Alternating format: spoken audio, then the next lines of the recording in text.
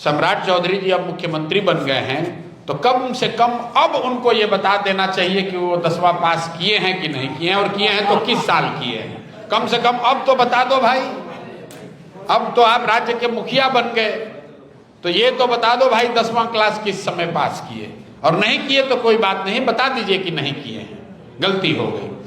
बात पढ़ाई की नहीं है, बात चरित्र की है। बहुत बड़े बड़े नेता हुए हैं, कामराज हैं, वो उनकी कोई स्कूली शिक्षा नहीं थी, लेकिन इस बात गलती फर्जी सर्टिफिकेट लगाना, ये दावा करना जो आप नहीं हैं, वो गलत है। अगर आप कोई सिपाही का एग्जाम देंगे, उसमें अपने शिक्षा का कोई गलत प्रमाण पत्र लगा दें या दावा कर दें, आपको नौकरी से बर्खास्त कर दिया जाएगा।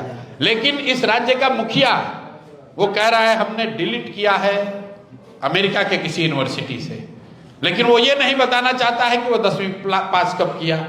तो सब यहाँ बिहार के प्रकांड पढ़े लिखे विद्वान लोग हैं, वो तय कर लें, और बात उसकी नहीं है। खैर, अब 7वीं पढ़े हो न पढ़े हो, उन्होंने अपने एफिडेविट में जो लिखा वही बात प्रेस में चल रही है।